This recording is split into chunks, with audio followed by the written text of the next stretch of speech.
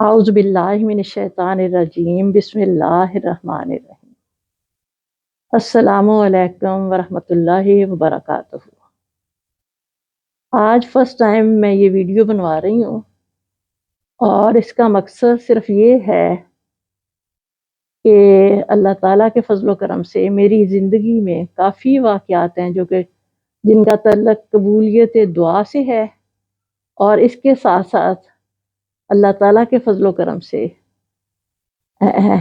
سچی خوابوں کے واقعات بھی کافی ہیں، جس کی وجہ سے میرے والد صاحب جو ہیں ان کی بہت خواہش تھی کہ میں اسے کتابی شکل میں شائع کرواؤں تاکہ ہماری آئندہ آنے والی نسلوں کو بھی پتہ ہو کہ قبولیت دعا پر بھروسہ انسان کو کرنا، اللہ تعالیٰ پہ بھروسہ کرتے ہوئے ہر چیز خواہ چھوٹی ہو یا بڑی، ہر ایک چیز کے لیے اللہ تعالیٰ سے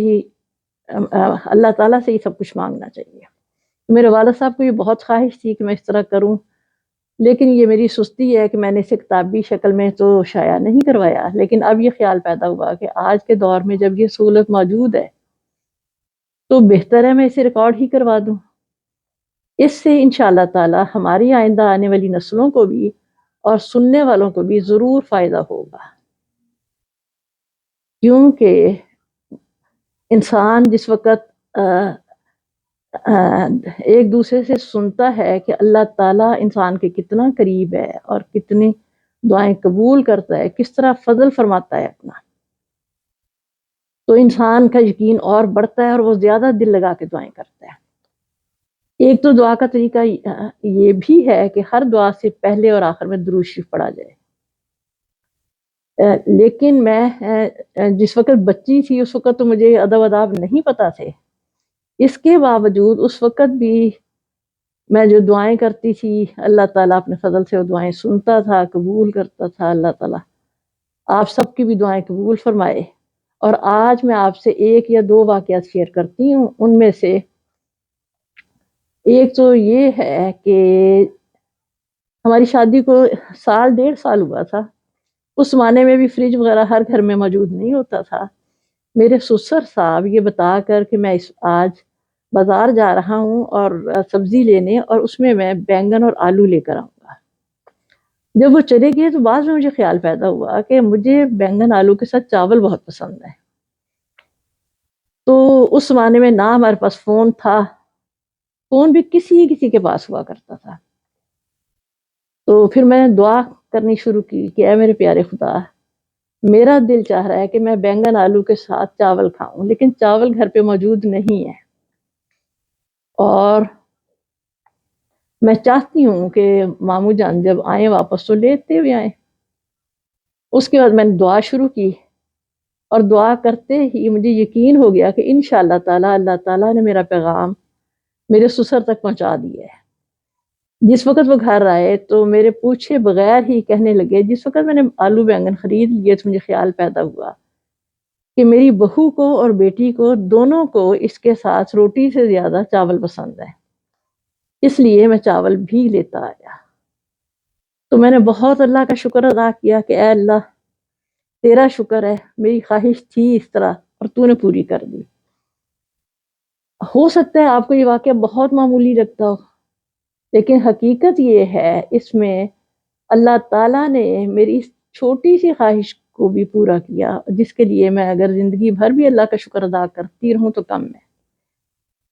یہ تو ایک واقعہ جو بتا رہی ہوں۔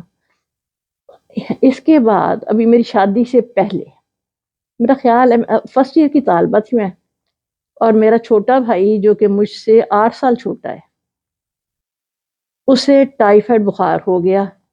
روزانہ جب میں کالج سے گھر پہنچتی تھی تو سب سے پہلے اپنی امی سے بھی یہ پوچھتی تھی۔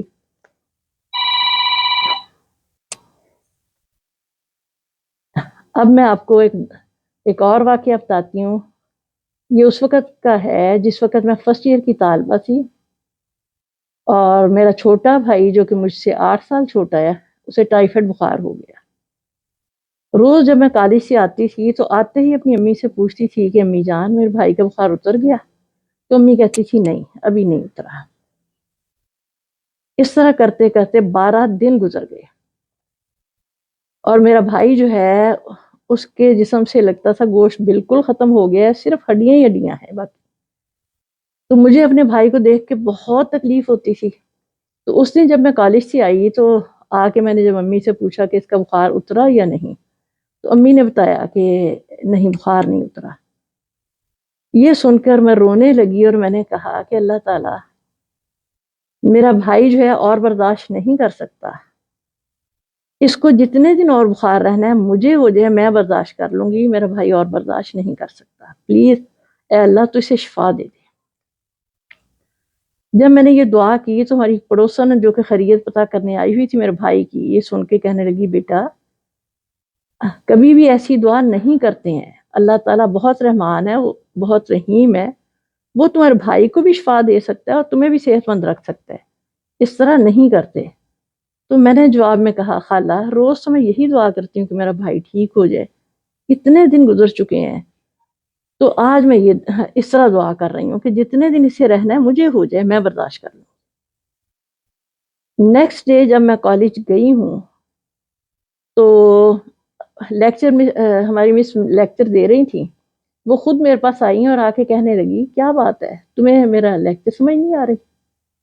میں نے کہا نہیں مس یہ بات نہیں ہے، میری طبیعت ٹھیک نہیں ہے۔ انہوں نے میرے ماتھے کو ہاتھ لگا کے دیکھا تو کہنے لگی تمہیں تو بہت تیز بخار ہے۔ پھر ہماری کلاس کی 2 لڑکیوں سے کہا کہ جاؤ برقع روم سے اس کا برقع لے کر آؤ اور اسے اس کے گھر چھوڑ کر آؤ۔ تو اس طرح میں 2 لڑکیوں کے ساتھ اپنے گھر پہنچی۔ جب گھر آئی تو آتے ہی میں نے اپنی امی جان سے پوچھا کہ امی جان میرے بھائی کا بخار اتر گیا یا نہیں؟ تو امی کہنے لگی کہ اتر گیا ہے۔ جس دن اس کا بخار اترا اسی دن مجھے بخار چڑھ گیا، اور اسے تو صرف 13 دن بخار رہا تھا، جبکہ مجھے یہ ٹائیفائڈ بخار 17 دن رہا، اور ان 17 دن کے دوران مجھے 3 کورس جو ہیں وہ ٹائیفائڈ کے کروائے گئے۔ جو ڈاکٹر پہلے ایک کورس کیا اس سے بھی مجھے شفا نہیں ملی، پھر دوسرا کورس کیا اس سے بھی شفا نہیں ملی، پھر تیسرا کورس کیا اللہ تعالیٰ نے اس کے بعد مجھے شفا عطا کر دی۔ اور جس وقت میں جو ڈاکٹر دوائی لکھ کر دیتا تھا وہ اس کا یہ کہنا تھا کہ اگر آپ نے ایک بھی ٹائم ناغہ کیا تو آپ کی بیٹی زندہ نہیں بچے گی۔ جب جہاں سے ہماری امی دعا خریدتی تھیں اس کا یہ کہنا تھا یہ دعا آپ جس کو بھی اتنی زیادہ دے رہی ہیں وہ اس سے پاگل ہو سکتی ہے، یہ دعا اتنی زیادہ استعمال نہیں کی جاتی۔ بہرحال وہ وقت میری امی نے بہت تکلیف میں گزارا، اور اللہ تعالیٰ کا شکر ہے 17 دن کے بعد میرا بخار تو اتر گیا، لیکن میری بھی یہ حالت تھی کہ پورے جسم پہ سمجھے کہ گوشت کا نام و نشان نہیں تھا۔